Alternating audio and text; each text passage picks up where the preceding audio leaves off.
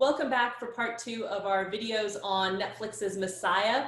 This is for the class The Bible and the Novel at George Fox University. And we've been talking about the Netflix show Messiah and what compels belief in some of the different characters in the first video.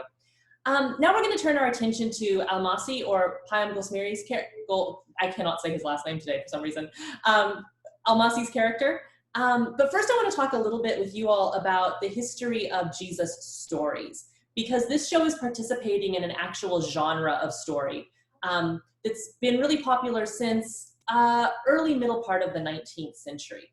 So starting in the early middle part of the 19th century, you have a lot of pressures coming in on the biblical text from a number of reasons. Most people think of like Darwin in the 1860s and German biblical criticism, and both of those are really important. But in the English-speaking world, what's actually a lot more influential is a book called Lyell's Geology, which was published between 1830 and 1833. Because this book was looking at like geological formations in England and arguing that the world can't be 6,000 years old. It actually has to be like millions and millions of years old. And this created quite a sort of storm in British popular thought, because if the earth was not 6,000 years old, then a lot of the kind of traditional lay people readings of Genesis couldn't be right. And what did that mean then for the biblical text? And this then kind of creates a context in which faith is sort of a new sort of thing to think about and worry about. And simultaneously, you have an increasing emphasis on the incarnation of God in the person of Jesus taking place in the British church and in British popular culture. And there's a number of things that are pushing this. We could talk about romanticism, but we won't. The emergence of Christmas as a sort of popular domestic holiday is actually really important for thinking about Jesus incarnate. But all of that, when you start thinking about what it means for God to be human, you start really thinking about like the historicity of the Gospels and what those are like. Now, by the middle of the 1800s, of course, everyone had become novel readers. And to be a novel reader, well, we all know what it's like because we're in the class, The Bible and the Novel, but we all are novel readers in the way that we expect stories to work. Because of long form fiction gives us certain access to characters, right? We get into their heads. We're used to seeing like their motivations, their inner struggles. We're used to all characters having arcs that involve flaws and brokenness and growth and development. And so as Victorians start worrying more and more about the historicity of the biblical text and like what it means for these texts to be true, and they start focusing more and more on the incarnation of God in Jesus and what that means for the Gospels, and they start reading the Gospels with novel reader eyes, the Gospels leave a lot to be desired if you're a novel reader, right? We don't get insight into Jesus's inner struggles. Like that whole temptation narrative where he's out there in the desert with Satan, we don't really hear anything about that. I mean, we hear him respond to Satan, but what is he thinking and feeling in those moments? Is he really tempted? Does he just appear to be tempted? Does he like almost turn the stones into bread and then go, no, I can't. I'm God after all. Like, we don't get any of that. We just get him kind of in this very kind of two-dimensional standoff with Satan and resisting temptation. And similarly, throughout all the accounts, like what is he thinking as he's interacting with these women or with like Nicodemus? What does he really mean when he tells his disciples that, who are my mother and brothers? Is he saying that like as a sort of performative thing? And then, when he steps outside, mom's waiting there for him, or is it more complicated? There's all sorts of stuff the Gospels don't give us. And so what starts happening in the 19th century, in part in response to kind of all of these questions around the Bible, writers start creating lives of Jesus. And these take a number of different forms, but basically they're retellings of the Gospels in some form or other. And I liken it to fan fiction. I don't know if any of you have ever read fan fiction, but y'all are nodding, so I'm assuming you know what it is, right? It's every writing teacher's kind of dream. It's like there's these communities of readers who love reading so much that they will write tens of thousands of words for each other voluntarily, and then like critique each other's work and make it better. It's like, this is amazing. How does this happen? So fan fiction is this response to books or movies when we feel like something is missing, or that the canon got it wrong, or that we really wanted more, right? It just ended too soon. So like Harry Potter fan fiction, lots of people love to fill in between the end of the last book and the epilogue where the children are heading off to Hogwarts, like what happened and all of that. There's Jane Austen fan fiction where people just want more Elizabeth and Darcy. And that's basically what people do with the biblical text in the middle of the 19th century. They start like, we want more, right? We don't get enough insight into Jesus. So what would it look like? And so some of these are very pious and they're coming from deep positions of faith and they're really wanting to kind of simultaneously defend the Bible and the character of Jesus and make it all like more real and true for everyone so they will believe. Others are, of course, from positions of great skepticism or even very antagonistic positions to Christian faith and are like, we want to like really get into the head of Jesus and show that faith is foolish, or this man is not worth following, or that the idea that he could possibly be God and human at the same time is just not intellectually tenable. All those sorts of dynamics. And then these retellings of the Gospels take a few different shapes. One is like the historical biography, and this is just straight up historical fiction retelling, right? I'm just going to write the Gospels as a novel, and they try to stay very, more or less, very true to it. And there's some very famous ones of this. Farrar's The Life of Our Lord, Renan's Vie de Jésus. Some of these were really formative in the 1860s and 70s. There's other ones like Ben-Hur, where you get a fictional character like viewing the life of Jesus from the outside. If any of you ever saw the old Charlton Heston movie, I doubt any of you have read it. But some fictional character going through Palestine at the time of Jesus and watching his life from the outside. But then there's three other types, and these are more where Messiah starts to fall in. One is what's called the imitatio Christi, or the imitation of Christ. And this is like it's kind of almost a devotional classic in his steps, right? What would it look like for me to try to live out the life of Jesus here and now? But it's clear that I am not Jesus. I am not claiming to be Jesus. I'm just trying to live it out. Another one is the pseudonymous Christ, or the Christ figure. Now, this is the staple of high school English classes, right? Look, it's a Christ figure. So that might be like Dostoevsky's The Idiot, in Christina Rossetti's The Goblin Market. The One Sister is very much a Christ figure. So we have these in literature all the time. Now the Messiah, and both of these will be said in modern day, right? They can be totally any time in history. And then we get into the final category of these retellings, and this is the tricky one, and this is, I think, really where we would locate Messiah in terms of this big genre of retellings of the life of Jesus.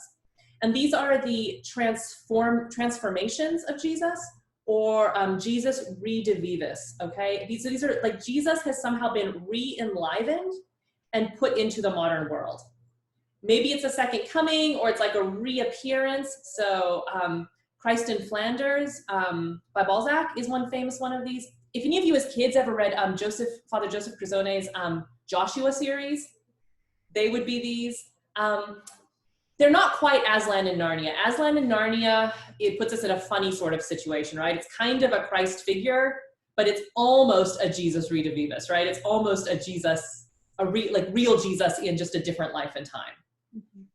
And so this is like a real genre, and interestingly enough, used a lot by Christian authors to think about what would it look like if Jesus came here today and he was the real Jesus, right? Like not as a trick of faith, more as like a way of speaking back to the church quite often. And I think if we,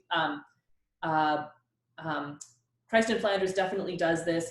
Definitely Aslan in the Chronicles of Narnia does this, right? This sort of, what would it look like if Jesus was real?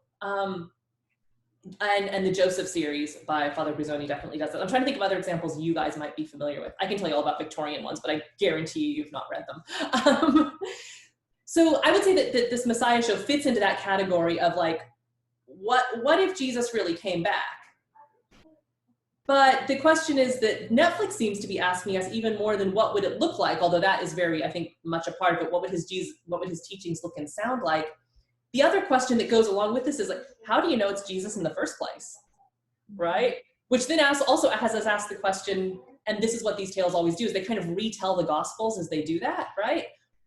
How did they know in the first place that this was really the Messiah with Jesus? So you get this kind of modernization of the Gospels, modernization of all the situations that open up these dynamics of what would Jesus look like? Well, how do you even know it was Jesus? And so then how did they know it was Jesus? Do you get that kind of backward stuff that these types of texts invite us to ask? Are there any questions on that framework? Yes, Jenna. How is this different, or is it like within this of like kind of like the hero's journey, like the Joseph Campbell view of like literature and like stories and like mythologies? Like how is it different than that of like the archetypal hero or like the Christ figure, or is this kind of synonymous to like the hero's journey thing? So these are all, this particular genre of Jesus stories is always wrestling with Jesus of Nazareth. Okay. And based on his life. So the hero's journey that Campbell marks out is drawn somewhat from Christian tradition, but much more strongly actually from Greek literature and Greek tradition. Right. And the Gospels really are operating with a different set of sort of narrative assumptions. And we'll get into this more next time when we talk about the Gospel of Mark, because that's what we've paired with this TV show. Okay, yeah. But yeah, this is very much, these are all very much about Jesus and supposed to be about Jesus, and they're never pretending to not be about so Jesus. like their overt motivation is always Christ. Absolutely, yeah. Okay. Sometimes for enforcing faith, sometimes for undermining faith, but all about Jesus. Yeah. And that's why I say like The Lion, the Witch, and the Wardrobe in the Narnia series is actually a kind of a good fantasy idea of the same thing. Right? It's definitely about Jesus. I love it when Lewis tries to kind of pretend that it's not. It's like, seriously. I'm just imagining what a God would do if he created a world and if he chose to save us. No, you're not. Right. So, I mean, yes, there's almost a like allegorical, but even more literal than allegory. Right. Yeah. Any other questions on that? Okay, then with that in mind, let's talk about Al-Masih and this idea of like a re-enlivened Jesus figure. I think first we want to talk about his character and then move back to, well, how do we even, maybe can we start to then decide whether he's actually Jesus or not after we talk about his character? And then maybe how that starts to open up the biblical text for us. Does that make sense? So what did you guys make of Al-Masih? Is he Jesus? What did you make of his character?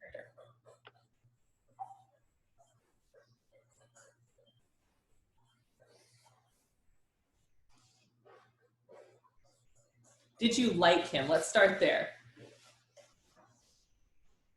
I think I want to believe that he like was Jesus, but there were like a couple things that he did that really made me question that seemed out of character for the Jesus figure. Like when the kid's dog is dying and he goes in and everyone is expecting him to like raise him up, and instead he just ends his life and everyone's like, what is going on here? Like that really made me question it because it didn't seem quite in his character, but then it also kind of did. So I don't know. It reinforced that enigma state for me. Let's talk about that scene. The town's leveled by the tornado. There's a missing dog, and they finally find it a couple days later. It's been crushed by this building, by the house. It's clearly in extreme pain, and barring Jesus coming along and raising it back to full life, the only humane thing to do in that situation is to put it down. Right? Are we all on board with that? Okay. The father and son find it. The father's holding the gun. His son's standing right there. Al-Masih walks in, takes the gun, and we're expecting him to reach out his hand and magically raise the beams and raise the dog back, right? That's what we want to see.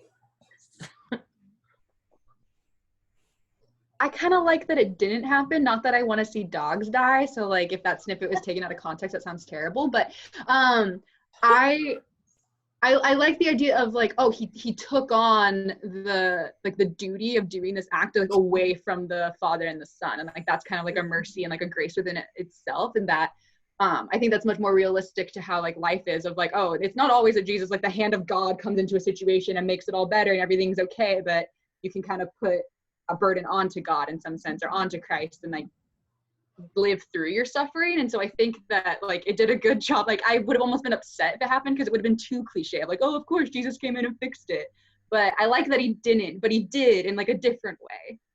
Right. Yeah, honestly, it's one of my favorite scenes in the series for exactly the dynamics that Jenna just points out, right? the father was going to have to shoot the son's beloved pet, Samson. Right. The dog's name. Funny, I can remember the dog's name so easily.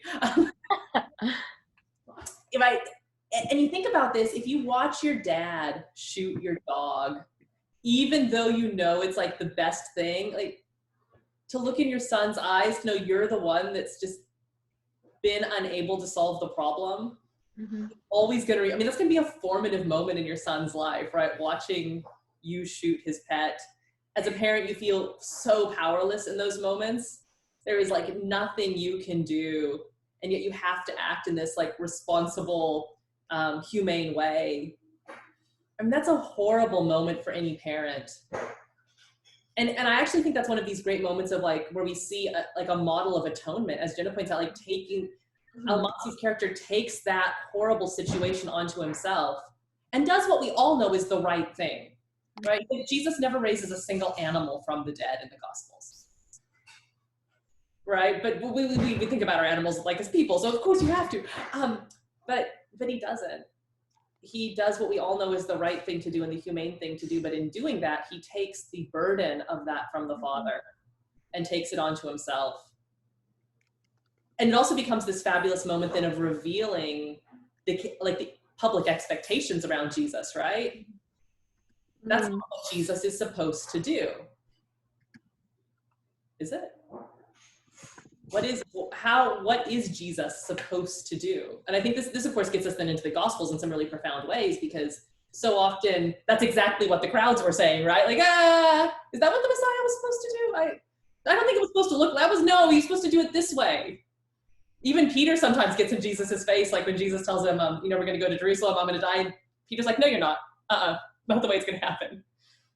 What is the Messiah supposed to do? And at the same time, I agree with you, and it would have been totally cliche, and I would have hated it if he had healed the dog. But I really wanted him to heal the dog. Right? I just wanted a warning. Like, I think that's my human nature of, like, I want to know what's going to happen before it happens, especially if it's going to be sad. Like, because I was expecting, like, we didn't want it to happen, but we were expecting, like, he's going to raise him from the dead, and, like, it's going to be happy and good, yay, he's Jesus kind of moment. And then it's just dead, and like there's a gunshot, and I don't like those kind of surprises as a person. And so I would have loved to have a warning, but I also think that that's like a beautiful way to put that, like, we don't get a warning in life about a lot of things, and like Jesus doesn't owe us, or like God doesn't owe us a warning before things happen. I want a warning, but then would a warning actually be kind? Because then you get to sit there and agonize over the fact that in 5 minutes I'm going to kill your dog. Sometimes I think I don't know, like I go back and forth on this. Like, would I rather like just die instantly, or like know that I was dying for a few weeks, like get things in order? I think I'd rather just die instantly. Because like, what do you do knowing, like, with that really pressing weight that every second is bringing you 1 second closer to death? Like, we all know that is a reality, right? We all know that we will die someday. But for most of us, thankfully, it is still something that we don't live in that reality in like an imminent sort of threat way. Although, for some of us, I think that maybe feels a little bit more imminent right now because we're in isolation due to a pandemic. But unless we are currently sick, there's something about youthfulness, right? That it still seems like it's often that infinite future sort of thing, not as an immediacy. And so, like, would it have actually been kind to tell the boy, I'm getting ready to shoot your dog now? He can't even go and give it one last pet or cuddle, right? Because it's hurt and it will bite him if he tries to.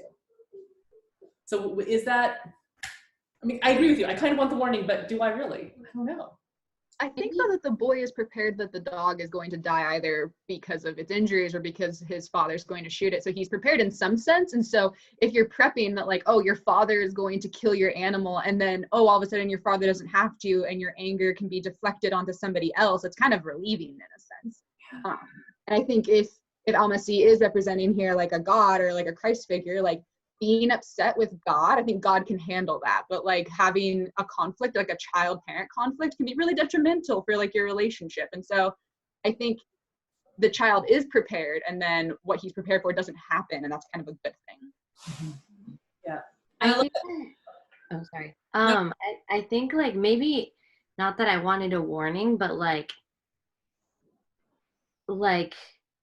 I think the dad probably says something like, there's nothing else to do, you know, but like some sort of like comforting comment or speech or something acknowledging that that's really hard, because it was just like, bam, he shoots the dog and then he leaves.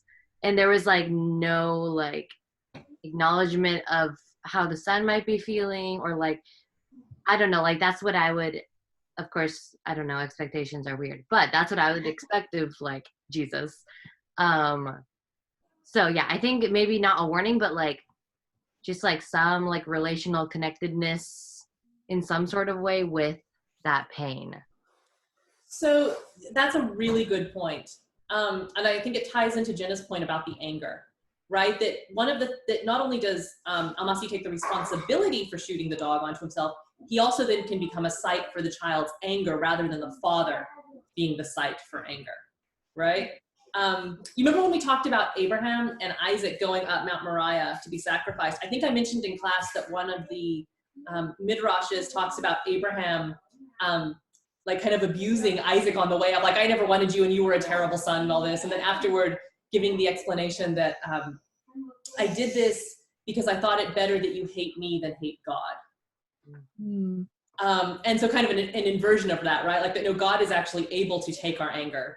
Mm-hmm. It's better that he hate this person who's kind of come into the circumstance, or this, external force. It's better we hate God for what's happening than we hate our parent for what's happening, maybe. But then to Cassie's point about the comfort, the scene cuts, right? It cuts to outside. We see the crowd responding to the gunshot, and we don't know what happens. And this is, I think, really interesting in terms of when we turn to the Gospels next week, thinking about narrative framing. We see the climactic moment, but we don't see what goes on after that, right? There's a privacy or an intimacy in that moment, maybe, that it's kept off camera for whatever reason. But probably other things happen, right? Well, actually, it's a script, so nothing else happens because that is all that exists. But in real life, right, something else would have happened. Probably the father would have comforted the son. Maybe Al-Masih goes and finds him afterward, after he's had some time to cry, and talks it through him. Who knows? But we aren't privy to that afterthought, whatever else happens. I'm pretty sure that dad probably doesn't just abandon his son in his grief. For sure. So there probably is an acknowledgement, but I think this is important because so often in the Gospels there's these similarly hard cuts that feel very cinematographic to me, like they're building up these climactic moments of encounter, and then it cuts.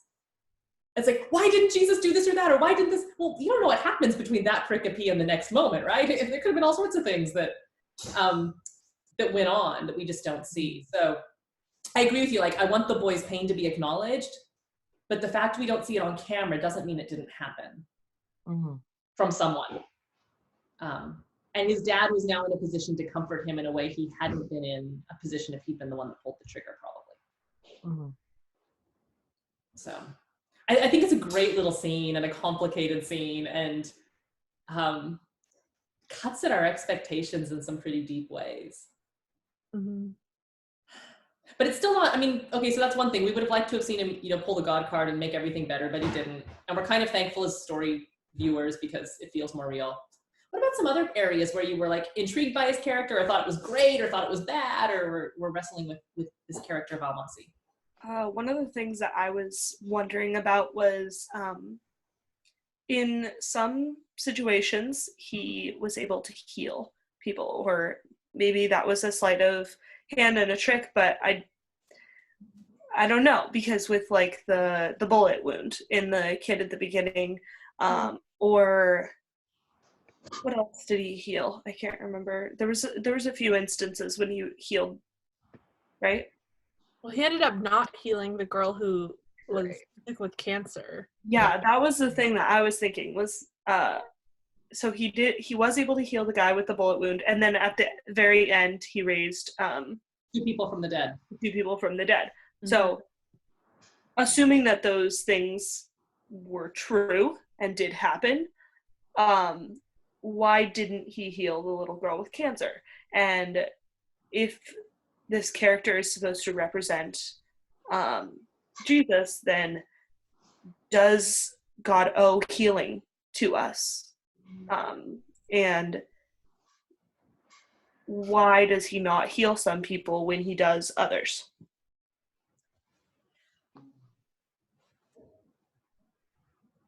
If I could answer that question, I would be like super famous and probably super rich too, because I would have a book that would be like best selling.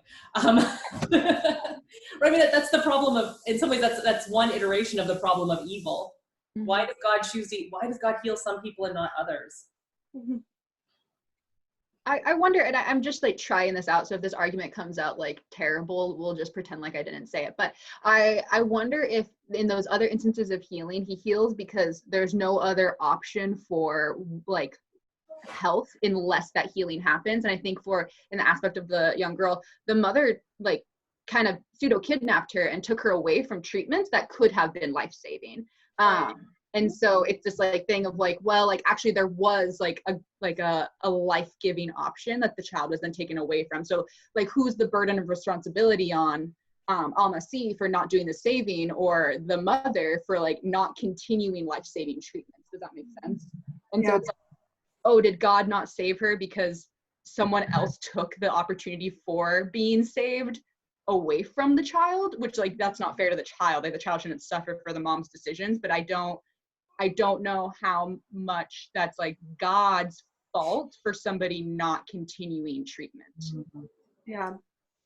And one of the hard things about that situation was when she finally came home and the dad, and she was saying, look at how much better she's doing. Like she like looks like she's doing so much better. And he says, that's what happens when you go off of chemo.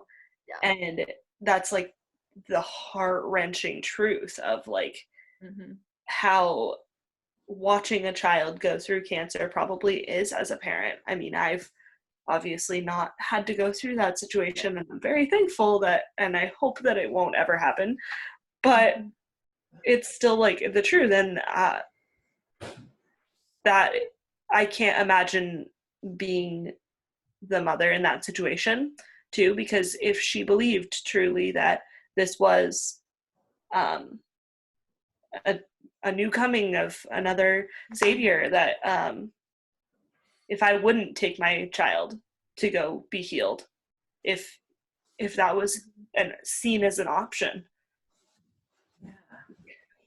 Was the mother Christian? Like, were they a faithful house? Did it ever mention anything about that? I just wonder. I don't know. I don't think that's ever alluded to, but in terms of that household's faith. But another thing that's like never necessarily said either, like Al-Masih never actually like declares what his capabilities are, or whether or not he is like the son of God, or like an anointed one, or like anything like that. So like that's never revealed. It's only ever said about him. And so regardless of whether or not these people are actually Christians or actually like faithful, like, do they have a reason to even believe this guy? They're just believing hearsay about this person. And so and again, like, what's the difference? Because that's the same thing that happens in like the like in the book of Mark. Like it's just a bunch of like hearsay and it's a messianic secret. And so sure, like that's, how do they know it's Jesus, la la la, whatever. But in this instance, like in this story, this television show, it's never said that he can actually do any of these things. They're just kind of following along with this hype about this person. But then they sometimes see him do things. Right, yeah. Like the walking on water thing. Yeah, the walking on water thing. One of my other questions that I was thinking about while watching was, did he have an insidious plan this whole time? Like, was this a like terrorism thing that was going to happen and he just never got to it? Or was he truly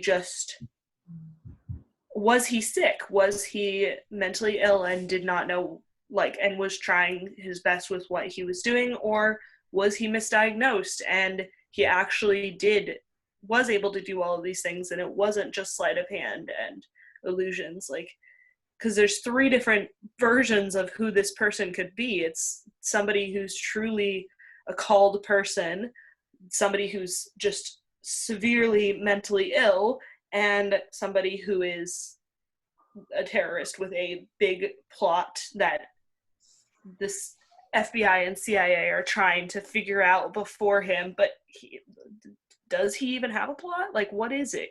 Who is he? A comment about the healing that I thought of is in the Bible, like all the people who weren't healed, we don't really talk about them because that was normal. Like that was the norm, was not being miraculously healed, obviously. And so because we don't have those stories, we find it hard to believe, or like hard to understand why God wouldn't heal someone really close to us in like our present day lives. So that's just like a thought I had about the other. But like thinking about his like greater plan or whatever, it never really seemed like he had a greater plan until he spoke to, I think, the president and was like, draw back your troops or like bring home every American soldier. And I was like, what? But I think regarding the like the mind tricks, obviously we hear about how he was raised by his uncle, who's like a magician, street performer type person, but it's almost kind of cool just to like see. So I'm in psychology, and neuroscience is something I really love, and so just to like see the power of the mind.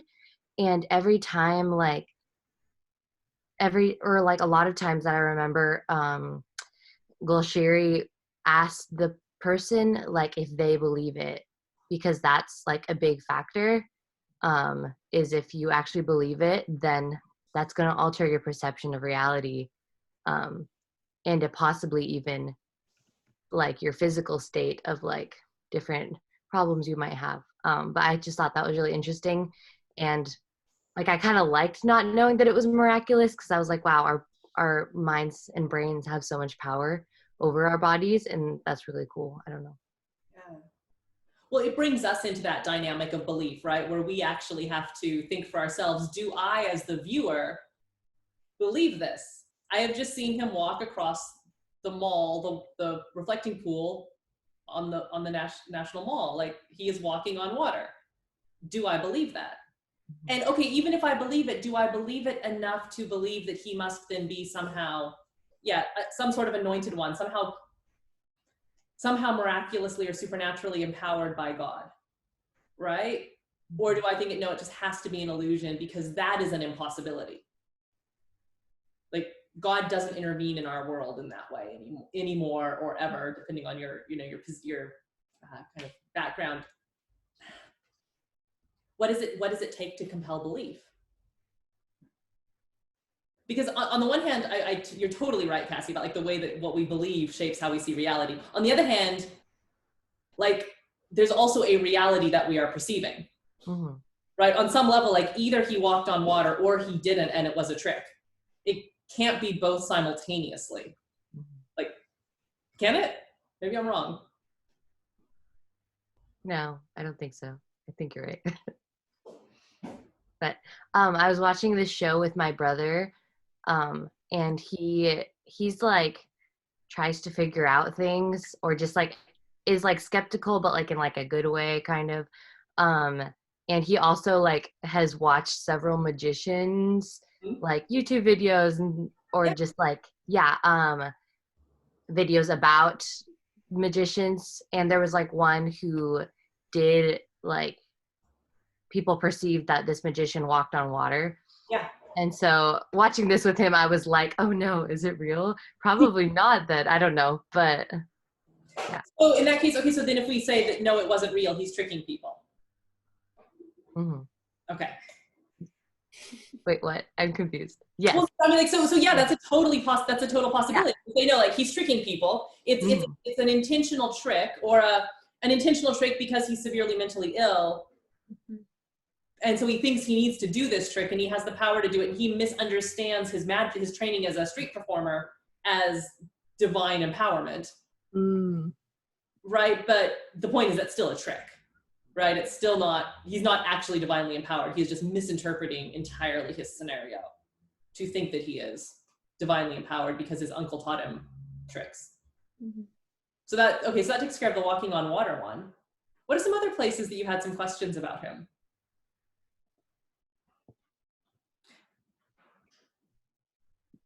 I mean, there's a few other miracles. Are the signs enough for compelling belief? Like when he heals the kid on the temple steps or on the steps up to the Dome of the Rock. Again, watching that with my brother, he was like, that could have been staged. And I'm like, stop. But yeah, I think the big scenes with the like miracles, so to say, they weren't necessarily like enough to make me prove or disprove it, kind of in my mind. But it was more so the way Golsheri like talked with and like related to people, except with Rebecca, kind of. But it was always like this, like he would never answer the question, which got really irritating by the end. I was like, literally, but yeah, I think it was more so like the way he related to people was just like he was like a cloud floating by, and like maybe there was some understanding between the person and the cloud, but probably not. So it was just like really irritating because Jesus like goes into dialogue with people in like the Gospels and is there and is present, but this guy isn't, it feels like.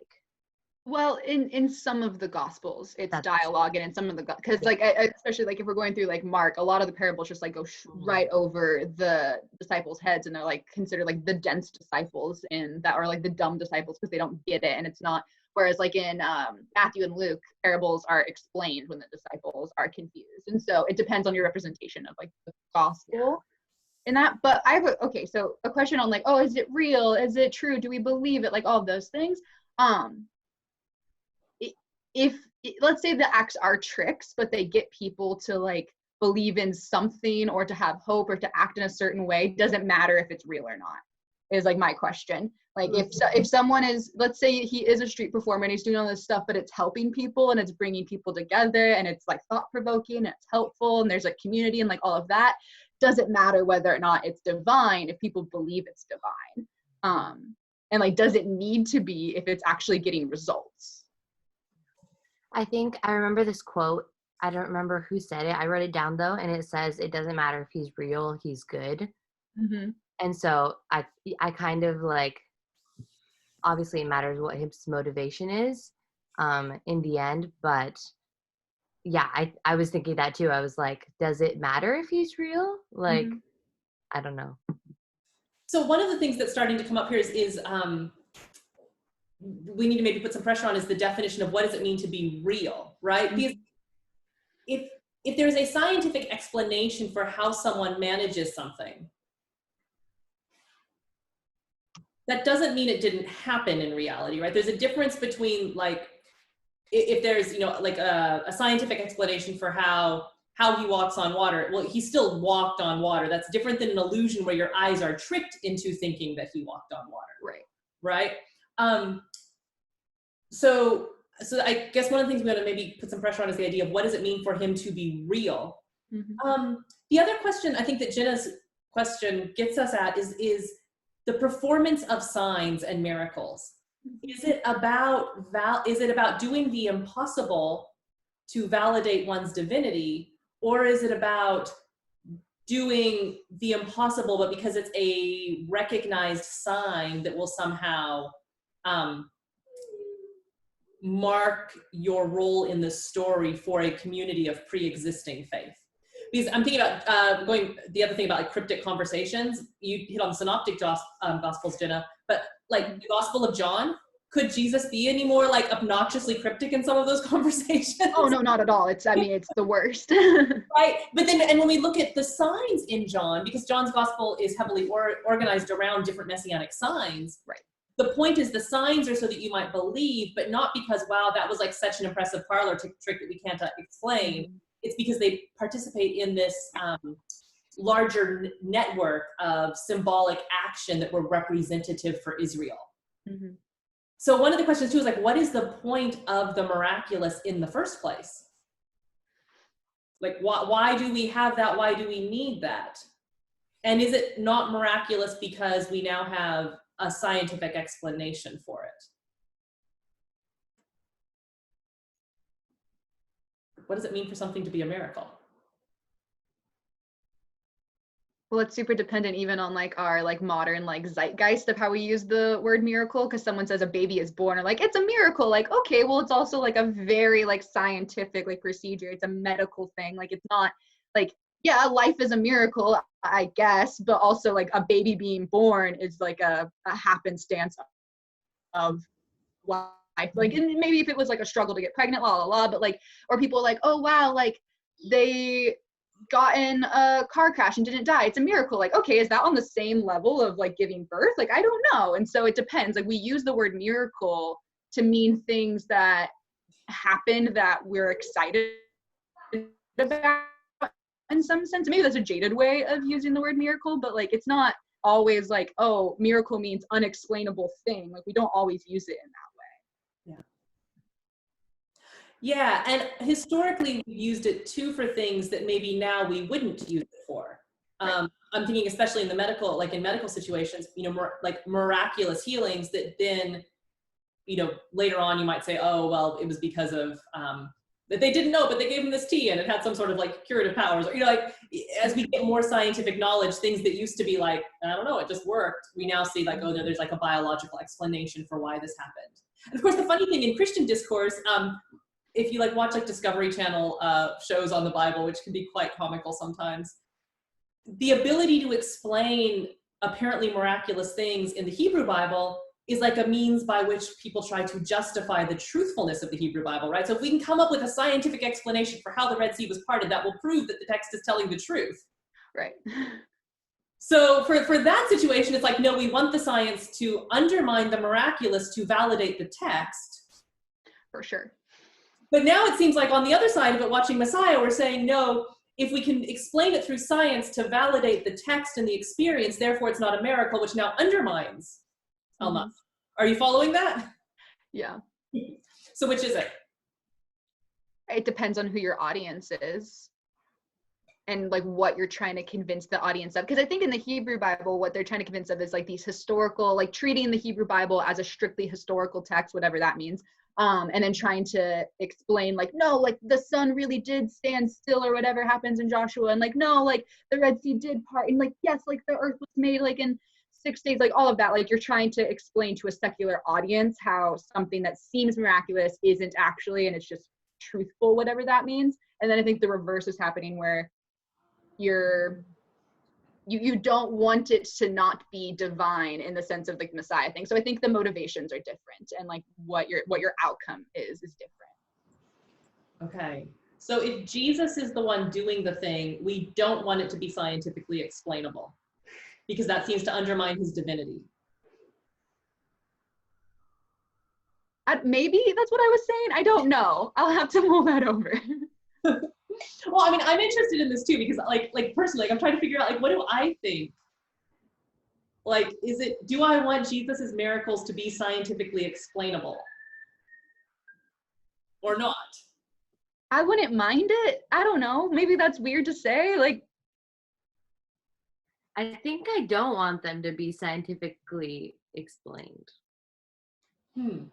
I don't know. Yeah. I have no reason to back that up, but I think the reason why, like, my difference, like, I kind of want the, like, miracles in the Bible to be explained, mostly because, like, and, like, I feel, like, especially people who don't, who struggle with believing that the events in the Bible did happen, want, like, proof that it could. Like, proof that the things in the Bible could happen, not, like, why they happened, but, like, that it's possible that they could. Because things in the Messiah are, like, if, like, the modern day, like, we're trying to disprove it but that's because we know it happened. We want to know, like, why. Where in the Bible, we want to know that it happened, not necessarily the why. That's a great point, Jennifer, that really that the question that ultimately we are forced to ask in Messiah is different. When we're reading with the Gospels, we can frequently find ourselves just asking, yeah, but did that really happen? Or is it just made up? Is it, after the fact fantasies about, what people wanted? Messiah, the story world of Messiah forces us to grapple with, no, he apparently walked on water. Like that, we all saw it, there were photos. I'm guessing people probably went in straight away and started like putting their feet in to make sure there wasn't like a piece of glass underneath it. Like they probably did everything that's what I would have been doing at least. Which then forces us to grapple with, why did this happen? Why did he appear to walk on water? Why did he appear to heal that boy? What's the purpose of this miracle? And was it to compel belief in a lie or a messianic complex that's grounded in deep mental illness? Or was it performed to compel belief in something that is real? Is that what we're saying? Yeah. I think one thing that's really helpful in this conversation to think about is to think about to think about the purpose of miracles rather than to think about the mechanics of miracles. Quite often we get caught up in the mechanics of miracles, and the reality is the idea that if we're going to be theistic in the first place, which, as you know, I am like committed to, the God of the Judeo-Christian tradition and believe that Jesus is God incarnate and all that sort of stuff. Like I actually believe all that. So just with all that in place, because I believe that, the idea that God that miraculously speaks the world into existence, and that I think then lets loose create the power of creation such that it does all sorts of things naturally. It's kind of a theistic evolution, right? That God speaks it, but it happens. God's the source, but the world operates according to all sorts of power that is unleashed through that creative act. Well, the idea that God that started all that could like jump in and use those same natural processes to accomplish his purposes through natural processes is no less miraculous or no less important than the idea that God would just stick his finger in and interrupt everything that he set into motion. In fact, it might be more consistent with the character of God to work through or speed up or harness natural processes he's already put in place than to just like stick his finger and be like, oh wow, this whole creation thing is not working according to my plan. I'm just going to stick my finger in here and just like interrupt it entirely, right? I mean, and I'm not saying that God can do whatever the hell God wants. God is God. But I don't see either one as being more or less miraculous or more or less worthy of praise, right? Either way, God is intervening in his creation, through his creation, or in kind of against those created systems for the good of creation for some purpose. So ultimately, it seems the real question that Messiah helps to draw our attention to with miracles is not how did he do it, but why did he do it? And I think maybe that's what we need to wrestle with Al-Masih's character, because it puts us back in that question of character, right? Mm-hmm. Like, why did he do it? To compel belief? Yes. Okay, well, what sort of belief? What is the end goal of this belief?